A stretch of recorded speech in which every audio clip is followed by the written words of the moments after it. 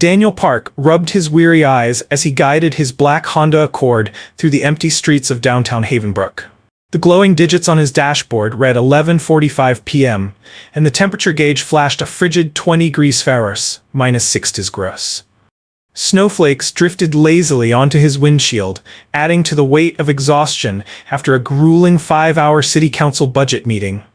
As chairman of the Finance Committee, Daniel had spent the entire evening navigating tense debates over funding allocations for various city departments, particularly the police force. The meeting had reached a boiling point when the police department pushed for increased funding to acquire military-grade equipment.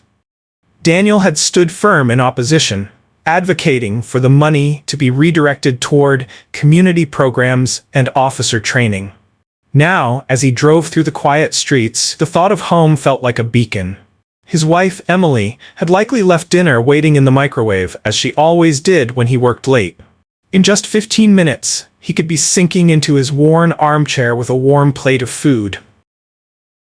The sudden flash of red and blue lights in his rearview mirror shattered that comforting vision. Daniel instinctively glanced at his speedometer, right on the limit. Confused but composed, he signaled and pulled over beneath a street lamp, ensuring he was clearly visible. His father, a retired police sergeant, had drilled the proper protocols for traffic stops into him years ago. 2 officers emerged from the patrol car, one approaching each side of Daniel's vehicle. Their flashlights cut through the darkness, obscuring their faces. The officer on the driver's side tapped the glass sharply, even as Daniel lowered the window. "License and registration," the officer ordered without preamble. His nameplate read, Miller. His tone carried that familiar undercurrent of authority laced with unnecessary hostility, a voice Daniel had grown all too familiar with in 15 years of public service. "Good evening, officer," Daniel replied, moving slowly as he reached for his wallet. "May I ask why I'm being stopped?"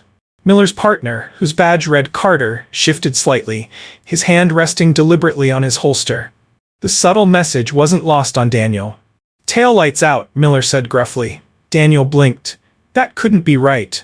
His car had been serviced just last week. "I'm sorry, officer, but I believe there may be some mistake. I had all my lights checked recently." The air seemed to grow colder as Miller's stance stiffened. His chest puffed out in a blatant display of dominance. "Step out of the vehicle, sir." Daniel felt his pulse quicken but kept his voice steady. "Officer, it's below freezing. I'd prefer to—" "I said step out of the vehicle." Miller's voice echoed in the deserted street. Lights flickered on in nearby apartments, curious eyes peering from behind curtains. Daniel, well versed in the unsettling stories shared during council meetings, knew better than to escalate the situation. With measured precision, he unbuckled his seatbelt and opened the door. The cold air cut through his thin suit jacket immediately, snowflakes settling on his shoulders. His leather shoes sank into the snow-dusted pavement, and the chill began to bite at his fingertips. "Hands where we can see them," Carter barked, his flashlight following Daniel's every movement. Daniel raised his hands slightly, maintaining his composure despite the humiliation. As the officers scrutinized him, Daniel noticed something that made his stomach tighten. Neither officer's body camera was active, a blatant violation of department policy. A quiet but dangerous realization crept over him. This wasn't just an inconvenience, it was something more. Daniel took a slow breath, his mind racing through the potential fallout of the encounter. But for now, standing in the cold under the unrelenting gaze of 2 aggressive officers, Daniel Park was just another citizen facing the unchecked weight of power. Miller paced around him like a predator sizing up its prey, the crunch of his boots echoing in the silent night. From the windows above, more phones appeared, tiny flashes of light indicating that bystanders were recording. "So, you think you know the law better than me?" Miller sneered, his breath curling into the winter air. "Want to argue over a taillight?" Daniel met his gaze without flinching. Miller was shorter than him but radiated the swagger of someone accustomed to control.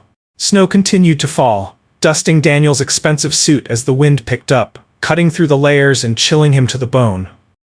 "No, sir," Daniel replied calmly. "I simply wanted to clarify."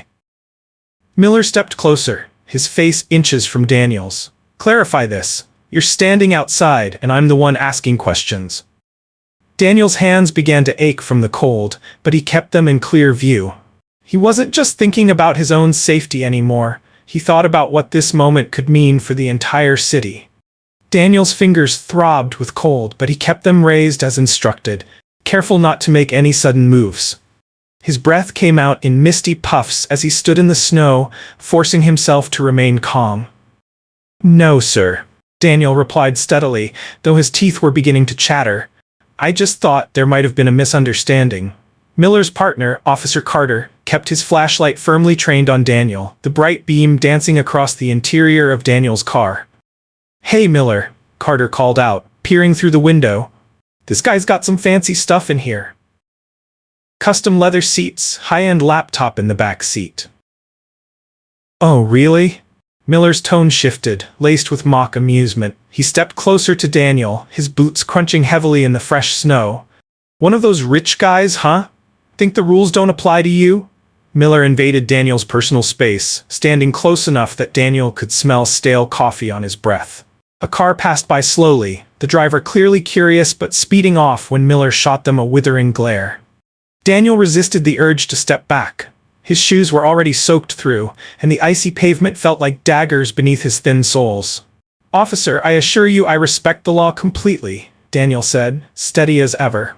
A part of him considered revealing his city council ID then and there, but something stopped him. "No," he thought. "Let's see how far this goes." Miller smirked, eyeing Daniel's expensive suit, now speckled with snow. "Respect, huh? Let's see about that." He crossed his arms and gave a slight nod to Carter. "Drop and give me 20. Daniel blinked, unsure if he'd misheard. "Excuse me?" "You heard me," Miller replied, his hand casually resting on the grip of his taser. 20 push-ups. Show me just how respectful you are. Or—" He dragged the word out, clearly savoring the moment. "We could search your vehicle. Who knows what we might find." Carter chuckled, pulling out his phone and beginning to record. "Better get moving, boss," he said, shaking his head. Daniel looked down at the frozen, slushy pavement, then back at the two officers. His eyes briefly flicked to their badge numbers, quietly committing them to memory. "The ground's frozen," Daniel said, his voice calm but carrying a hint of defiance. "And this doesn't seem like standard procedure for a broken taillight." Miller took another step forward, towering over him now. "Oh, so you're an expert in police procedures too?" He grinned. "Make it 30. And every time you talk back, I'll add 10 more. Daniel's car engine hummed quietly behind him, sending warm exhaust into the cold air, a cruel reminder of the comfort he'd left behind in the driver's seat. He glanced up, noticing more lights flicking on in nearby apartments. More phones appeared in windows, recording the scene. But Miller and Carter didn't seem to care. With a slow exhale, Daniel knelt down, the icy ground seeping into his slacks immediately. He placed his hands firmly on the frozen pavement, his wedding ring clinking softly against the concrete. 1, Daniel counted aloud, lowering his chest toward the ground. His tie dipped into the slush, soaking through. 2, 3. Carter circled him, phone in hand, chuckling. "This is what happens when people think they're better than the law," he narrated, keeping the camera focused on Daniel's shivering form. Daniel gritted his teeth, his palms burning from the cold. Each push-up drove ice deeper into his skin, but he kept counting. 4, 5. His breath grew ragged, and by the time he reached 15, his arms began to tremble. The expensive navy suit he'd worn with pride just hours earlier was now streaked with dirty snow and grime. 28, 29. Daniel pushed himself through the last repetition, muscles straining. 30, he said softly, his voice barely audible over the sound of Carter's laughter. Miller paced around him, deliberately kicking snow toward Daniel's face. "Not bad for a fancy boy," Miller taunted. As Daniel pushed himself to his feet, his legs stiff and aching, something slipped from his jacket pocket. His wallet tumbled to the ground with a soft thud, landing face up. The gold seal of the Havenbrook City Council gleamed under the street lamp. Miller?" Carter's tone shifted immediately. He lowered his phone and stepped closer, shining his flashlight on the wallet. Miller frowned and bent down, flipping open the wallet to reveal Daniel's ID. His eyes scanned the card, and his face drained of color. "Daniel Park," Carter read aloud. "City Councilman. Chairman of the Police Oversight Committee." Silence hung in the frigid air. Miller's entire demeanor shifted in an instant. He knelt down, hastily picking up the wallet and extending it to Daniel with trembling hands. "Sir, I didn't realize," Miller stammered, his bravado gone. "Please, let me help you." Daniel straightened slowly, brushing the snow from his soaked suit. His breath came in slow, measured exhales. "I can stand on my own, thank you," Daniel replied coolly. His gaze lingered on Carter, who was hurriedly trying to delete the video from his phone. "I wouldn't do that if I were you," Daniel said, his voice quiet but firm. "Destroying evidence is a serious offense." Carter froze, his finger hovering over the screen. Daniel tucked his wallet back into his coat, watching as both officers exchanged panicked glances. In the distance, Daniel could see more phones still recording from the windows above. Tonight was far from over, and tomorrow things would change. Daniel Park knelt briefly, brushing the snow off his wallet with deliberate care. His tie hung limp, dripping with slush, and his suit bore the evidence of the rough pavement, torn at the elbows and knees. The cold gnawed at him, but Daniel's focus remained sharp. "Officer Carter," Daniel said, his voice steady but low. The younger officer flinched, his thumb hovering over the screen of his phone.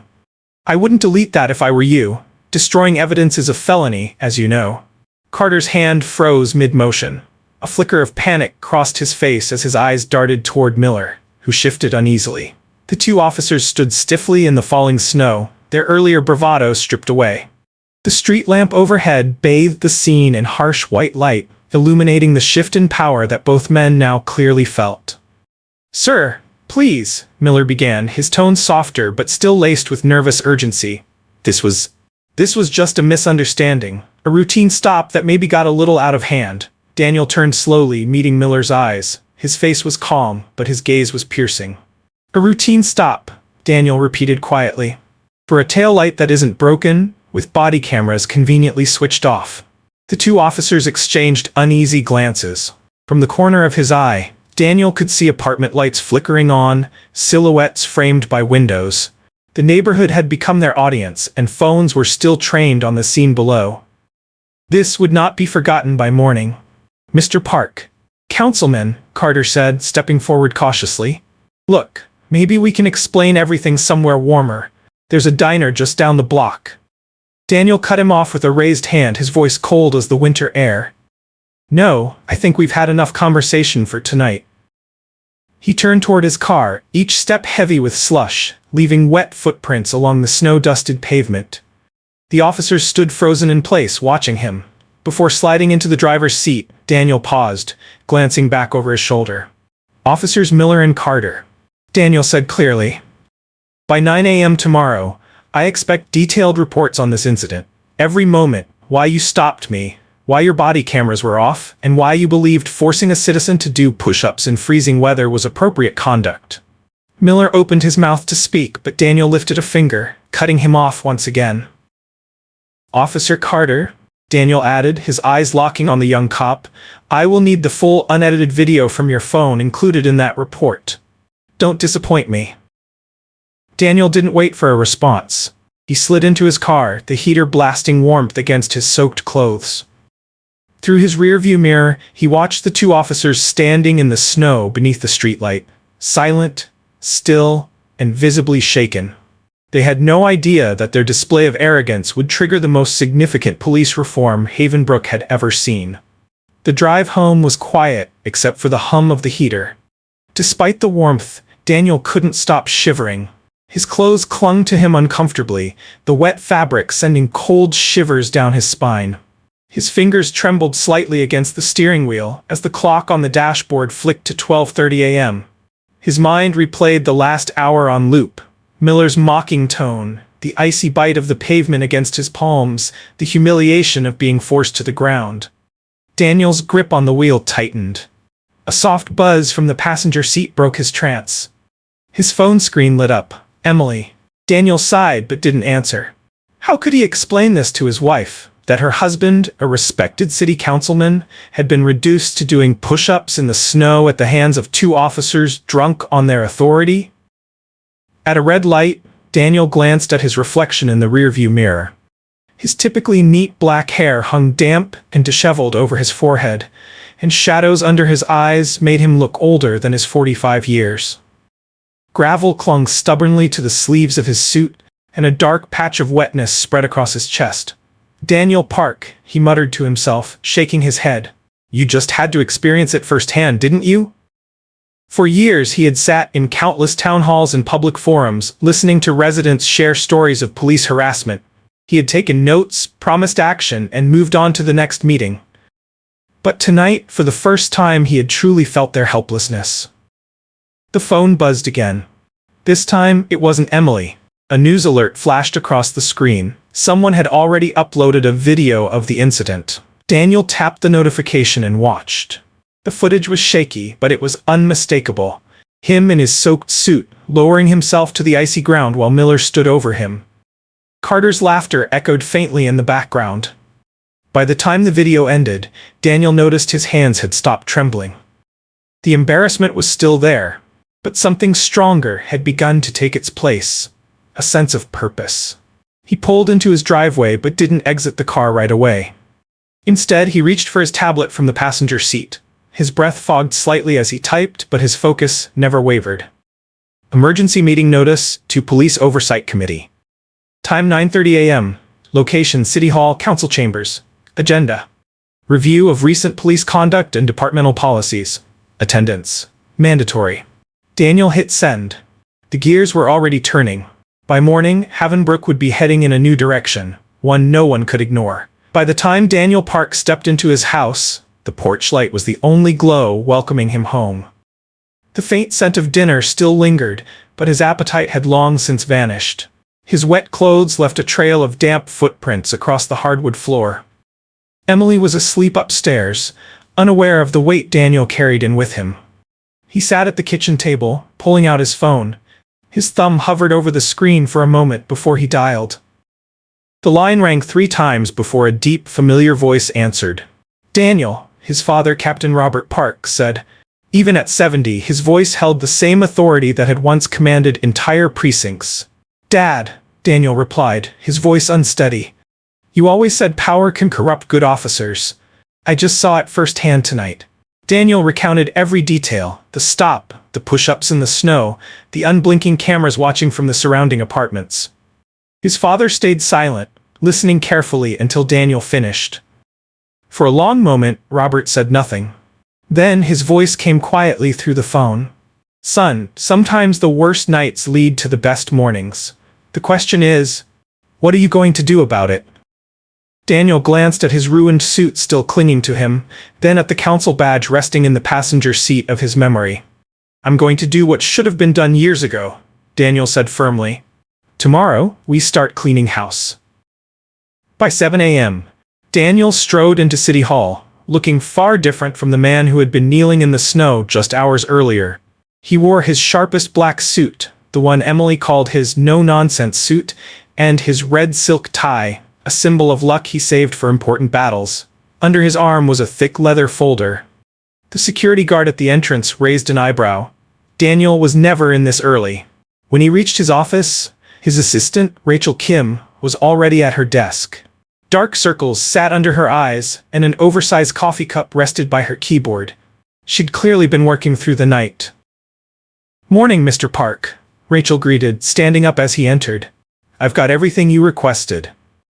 On her desk were 5 neatly stacked piles of papers.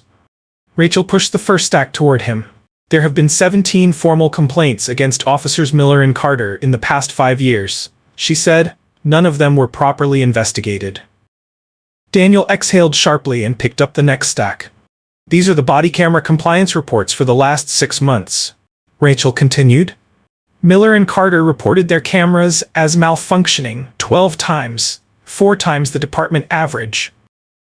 Daniel nodded, flipping through the reports. Each record felt heavier in his hands, adding weight to the growing realization of just how deep the cracks in the system ran. As the office slowly came to life around them, staff arriving for the day, Daniel felt the buzz of his phone vibrating constantly in his pocket. The video from last night had gone viral.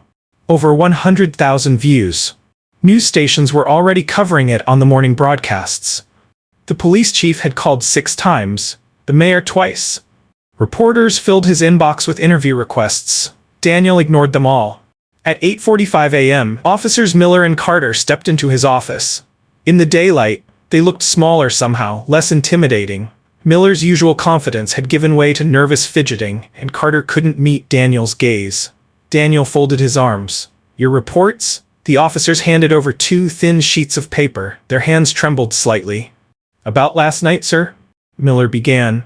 Daniel raised a hand, silencing him. "Save it for the committee meeting. That's in 45 minutes. I suggest you both use the time to prepare." As they left, Daniel sat down and carefully read their reports. Just as he suspected, both officers tried to downplay the incident. Miller claimed it was a standard field sobriety test. Carter suggested Daniel had volunteered to do the push-ups. Daniel's jaw tightened. By 9:25 a.m., Daniel entered the main council chamber. The room was already packed. Word of the emergency meeting had spread fast. The entire oversight committee was present. Citizens filled the seats, some standing in the aisles. Local news cameras lined the back wall, their red lights blinking softly. In the front row sat Police Chief Alan Grayson, his face flushed with either anger or embarrassment. Miller and Carter sat a few rows behind him, now in full dress uniform. Their eyes scanned the room nervously. Daniel approached the center of the long committee table, arranging the documents in front of him, complaint reports, body camera records, and last night's footage. He leaned forward toward the microphone. The room fell into complete silence. "Before we begin," Daniel said, his voice calm but unwavering, "I want to take a moment to thank Officers Miller and Carter." A few confused murmurs rippled through the chamber. The 2 officers shifted in their seats, confused. Daniel continued, locking eyes with them. "Last night, these officers demonstrated exactly why our police department needs reform." He pressed a button on the desk, and the large screen behind him lit up. The traffic camera footage from the previous night began to play. The room watched in silence as the video showed Daniel on the ground, his palms pressed to the freezing pavement while Miller stood over him. The footage shifted to the view from a bystander's phone, showing Carter recording and laughing. "We aren't just here to talk about 2 officers," Daniel said as the footage looped. "We're here to address every officer who believes the badge they wear is a shield from accountability." He looked directly at Miller and Carter. "And we're going to start with you." The chamber remained eerily silent as Daniel Park's words echoed across the room. Officers Miller and Carter sat frozen, their faces pale beneath the harsh lights. Daniel's calm, unwavering tone cut deeper than any raised voice could. "They didn't know they were dealing with a city councilman," Daniel continued, his eyes fixed on the 2 officers. "They thought I was just another citizen they could humiliate. And that's exactly the problem." Daniel pressed a button on the desk before him. The large screen behind him flickered to life, displaying traffic camera footage from the previous night. Multiple angles captured the entire incident. Daniel standing in the snow, Miller ordering him to the ground, Carter recording with his phone. The room watched in stunned silence. The sound of crunching snow and muffled laughter filled the space, stark against the quiet of the council chamber. "Today," Daniel said, his voice gathering strength, "we aren't just here to talk about 2 officers who abuse their authority. We're here to address every officer who believes a badge gives them the right to intimidate and humiliate." His gaze shifted to Miller and Carter. "And we're starting with you." The tension in the room felt almost tangible. News cameras hummed softly at the back of the chamber, capturing every second. Everyone in attendance, citizens, council members, and the officers, understood the weight of the moment. Daniel picked up the first file from the table and flipped it open with deliberate care. "Let's begin with Officer Miller's report." His eyes scanned the paper before lifting to meet Miller's gaze. "Officer Miller," Daniel began, "you wrote that I was pulled over as part of a routine traffic stop because you suspected I was intoxicated. Is that correct?" Miller squirmed in his seat, tugging at the collar of his uniform as if it had suddenly shrunk. "Yes, sir," he mumbled. "That was my judgment at the time." Daniel nodded, pressing another button. The traffic camera footage played again, this time zoomed in on Daniel's car moving steadily down the lane, following all traffic laws. "Interesting," Daniel remarked, letting the video loop. Because according to this footage, I was driving within the speed limit, maintaining my lane, and there was no evidence of erratic behavior. No swerving, no broken tail light. Would you like to revise your statement, Officer Miller? Miller said nothing, his eyes fixed on the table. Daniel set Miller's report aside and picked up another. His gaze shifted to Carter, who visibly tensed. Officer Carter, Daniel addressed him, holding the next sheet aloft. Your report states that I voluntarily performed exercises in the snow. Is that correct? Carter's throat bobbed as he swallowed nervously. His gaze flicked toward Chief Alan Grayson, who sat rigidly in the front row, face flushed with embarrassment. I may have misremembered some details, Carter stammered. A murmur rippled through the chamber. Daniel didn't react, but his eyes narrowed slightly. Without a word, he pressed another button. This time, the screen displayed shaky cell phone footage from a bystander's window. The recording clearly showed Miller ordering Daniel to do push-ups, while Carter laughed, phone in hand. The sound of Carter's chuckle filled the room, haunting and cold. Misremembered, Daniel repeated softly, folding his hands on the desk. Like you misremembered to turn on your body camera? Like you misremembered to follow proper stop procedures?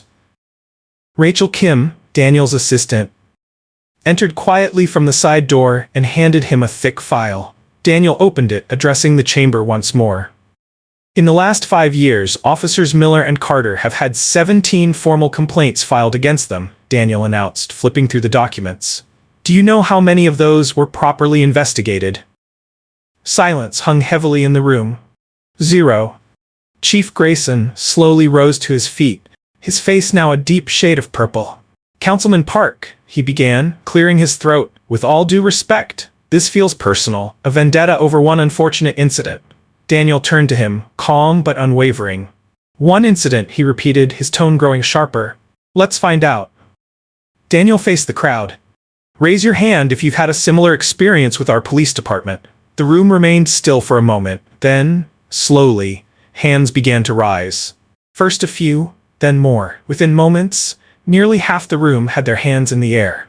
The news cameras panned across the chamber, capturing each raised hand, each story untold. These hands represent stories, Daniel said, his voice filled with quiet resolve. Stories of humiliation, of fear, of power abused, and trust broken. He lifted another document from the pile. This is a proposal for immediate police reform, Daniel announced. It mandates body camera usage with strict penalties for non-compliance, civilian oversight of all complaint investigations, and immediate suspension for any officer found abusing their authority. At the far end of the table, Miller and Carter slouched deeper into their chairs, their earlier arrogance now a distant memory. Chief Grayson, defeated, stared at his polished shoes. Daniel turned to the two officers. You have 2 choices, he said evenly. Resign today, or this investigation will continue, examining every complaint filed against you, every traffic stop conducted, and every report submitted. The chamber held its breath. Miller, who had seemed so powerful the night before, now looked small and fragile. We'll resign, Miller said quietly, his voice barely above a whisper. Daniel nodded once. A wise decision. He shifted his attention to Chief Grayson. Chief, your department needs a reckoning. Either you lead the charge for reform, or we'll find someone who will. Grayson's stiff nod was all the confirmation Daniel needed. The road ahead was clear. Change was coming. As Daniel Park stood before the city council, the weight of the moment hung thick in the air. Committee members, Daniel said, scanning the faces around the long table, it's time to vote. The room was silent, except for the soft hum of cameras recording at the back. Last night showed us what happens in this city under the cover of darkness. Today, we bring it into the light. One by one, the committee members raised their hands in support. Unanimous. Daniel lowered his gaze for a brief moment, letting out a slow breath as he collected the documents before him. As he looked up, his eyes landed on his father, Robert Park, seated quietly in the back of the room. The old police captain offered a small but proud nod, one that spoke volumes. Sometimes justice needed a push, or in this case, 30 push-ups in the snow. By mid-afternoon, news of Officers Miller and Carter's resignation had spread like wildfire. Every local station aired the footage from the council chamber, paired with the viral video of Daniel kneeling on the icy pavement. Social media exploded with commentary, and the city was buzzing with calls for further reform. Daniel sat in his office, his tie loosened as he flicked through channels on the small television mounted on the wall. Footage of the council meeting played repeatedly while his email inbox flooded with hundreds of new messages. Stories from citizens, reports of similar encounters, and notes of gratitude. "Mr. Park?" Rachel Kim's voice came from the doorway. "Mayor Hughes is here to see you." Daniel straightened his tie as Mayor Owen Hughes stepped into the office, his usual confident stride replaced by something more tentative. Hughes looked exhausted, the strain of the day evident on his face. "We need to talk about what happened," Hughes said, lowering himself into a chair. "Yes, we do," Daniel replied, switching off the television. "But first, I need to show you something." Daniel opened his laptop, turning it toward the mayor. A spreadsheet filled the screen, columns upon columns of civilian complaints against the police department. "Over 300 complaints in the past year," Daniel explained, tapping the screen. "Only 8 were properly investigated." Hughes leaned forward, squinting at the numbers as his face paled. He slowly loosened his tie and exhaled. "I had no idea it was this bad," Hughes admitted, leaning back heavily in his chair. "Nobody did," Daniel replied calmly, closing the laptop, "because nobody wanted to look." Daniel stood and crossed the room, peering through the large window. Outside, reporters still gathered at the steps of City Hall, their cameras pointed at the entrance. But now everyone is looking. His phone buzzed. A message from his father. "The good officers are thanking you.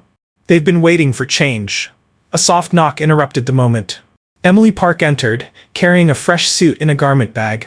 She smiled softly at Daniel, setting it down on his desk. "The press conference is in an hour," she reminded him gently, smoothing his shoulder. "You're doing the right thing." Daniel kissed her hand, feeling the warmth of her support as he changed into the suit. Behind him, Hughes paced the room nervously. "The police union is already threatening to push back," Hughes said, adjusting his watch. "They think you're on a witch hunt." Daniel buttoned his jacket, his voice steady. "Let them. We have the evidence. We have the witnesses. And most importantly, we have the truth." Rachel burst into the room, breathless. "2 more officers from another precinct just resigned," she reported. "Videos of similar incidents are surfacing all over the city." Daniel exchanged a glance with Hughes. The wave of reform was no longer isolated. At exactly 5 p.m., Daniel stepped onto the City Hall steps facing a wall of cameras and microphones. The crowd of reporters surged forward, flashes lighting the early evening sky. Daniel lifted his hand for silence. "Last night," Daniel began, his voice echoing across the plaza, "I experienced what many of our citizens have faced for years, but unlike most, I had the power to do something about it." He held up a thick document. The freshly drafted police reform bill. "Today, that changes." Reporters scribbled furiously as Daniel continued. "This bill establishes a new civilian oversight board with real authority. Every complaint will be investigated. Every officer will be held accountable." Questions erupted from the crowd, but Daniel raised his hand again. "To the officers who serve this city with integrity," he said, his voice resolute, "we stand with you. To those who abuse their power, your time is over." As he spoke, Daniel's gaze drifted across the crowd, landing on Carter's wife, standing near the back, her eyes filled with tears. Daniel felt a pang of sympathy. Actions had consequences, and families often bore the brunt of it. But he remembered the faces of those citizens who had stood in the council chamber, raising their hands in quiet defiance. Change isn't easy, Daniel thought, but it's necessary. Starting tomorrow, Daniel continued, we begin mandatory de-escalation training. Body cameras will be checked daily. Community engagement will no longer be optional, it will be required. A soft clap broke the silence, spreading until the entire crowd applauded. As the applause echoed off the stone steps, Daniel caught sight of his father standing tall at the edge of the crowd, his posture straight and proud, just like the captain he had been decades ago. The sun dipped lower behind the city skyline, casting long shadows across the plaza. But unlike the shadows of the past, these marked the end of an era and the beginning of something new. Tomorrow would bring challenges, more battles to fight, more opposition to face. But tonight, standing on those steps, Daniel Park knew one thing for certain. Sometimes, The coldest nights lead to the brightest dawns. Daniel Park stood at the podium in the Havenbrook Police Academy's auditorium, the bright morning sun streaming through the large windows. Before him sat 50 newly graduated police officers, each wearing crisp uniforms and gleaming badges, officers trained under the reformed system Daniel had helped design. Behind the cadets, proud families filled the rows of seats. In the second row sat two familiar faces, former officers Miller and Carter. 3 months earlier, Miller had called Daniel unexpectedly. "I want to help train the next generation," Miller had said over the phone. Carter had joined him soon after. Together, the two now visited each graduating class, sharing their story, not as a warning, but as a lesson in humility, redemption, and the real meaning of public service. Daniel stepped forward, adjusting the microphone. "Look at the person sitting next to you," he began, his voice steady but warm. "That person isn't just your fellow officer. They are your conscience, your witness, and your reminder of what good policing truly means." The new class listened intently. They looked different from previous years. There were more women, more minorities, and a broader range of backgrounds represented. Each one of them had gone through extensive community service, working in shelters, youth programs, and senior centers before ever stepping foot in uniform. 6 months ago, Daniel continued, "I stood on a freezing street, humiliated by officers who had forgotten their purpose. But today, I stand here proud to see officers who understand that a badge is not a weapon, but a symbol of trust." In the front row, Chief Alan Grayson gave a small nod. Once resistant to the reforms, Grayson had become their greatest advocate. Over the past 6 months, he had overseen the firing of 12 officers for misconduct and promoted leaders who embodied community values. Rachel Kim, Daniel's ever-reliable assistant, quietly approached and handed him a folder. Daniel opened it and smiled. "These are the latest statistics," he announced, looking out at the crowd. "In the past 6 months, civilian complaints have dropped by 70%. Community trust in our officers has risen by 65%. Response times are faster, and most importantly, both citizens and officers report feeling safer." In the audience, Miller shifted in his seat, his shoulders slightly slouched but his eyes lifted. His teenage son sat beside him, watching the ceremony with admiration. Carter's wife, who had once wept at the sight of her husband's public resignation, now smiled softly, her hand resting gently on Carter's arm.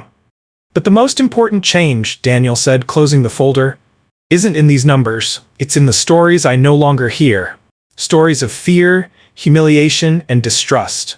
In their place are stories of officers helping elderly residents with groceries, playing basketball with neighborhood kids, and serving their communities with compassion."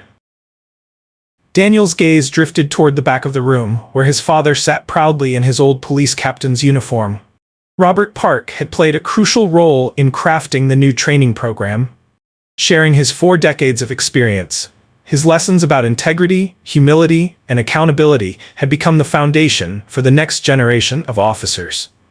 "As you receive your badges today," Daniel continued, addressing the graduates, "remember this.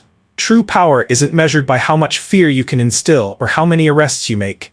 True power is measured by the lives you uplift, the communities you strengthen, and the trust you build." The ceremony concluded with something new. Each officer took an oath, not just to uphold the law, but to serve their community with respect, dignity, and empathy. As they received their badges, each officer was paired with a civilian advisor, someone who would guide them during their first year. After the ceremony, Miller approached Daniel near the podium. He shifted awkwardly, hands tucked into his coat pockets. "Mr. Park," Miller said quietly, eyes cast downward, "I never properly apologized for that night. What we did, what I did, it was wrong. Thank you for turning it into something better." Daniel shook Miller's hand firmly. "Sometimes our worst mistakes lead to the best changes," Daniel replied. As Daniel stepped outside the academy, he paused at the top of the steps, watching 2 of the new officers assist an elderly woman across the street, her groceries in hand. On another corner, an officer crouched down, showing a group of children how to use the lights on his patrol car. His phone buzzed. Another email. Another city, this time from across the state, was requesting details about Havenbrook's reform program. The ripple effects of change were spreading. That evening, Daniel took the long way home, driving past the same street where 6 months ago he had been forced to kneel in the snow. But the street looked different now. Where he once saw humiliation, he now saw hope. A new community police center stood at the intersection, its windows glowing warmly against the evening sky. Inside, officers sat with residents, not as enforcers of the law, but as partners working together to build a better city. Daniel pulled over for a moment, watching quietly as children ran in and out of the building, laughing alongside officers. Sometimes, Daniel thought, gripping the wheel, 30 push-ups in the snow can change the world. Or at least start the process.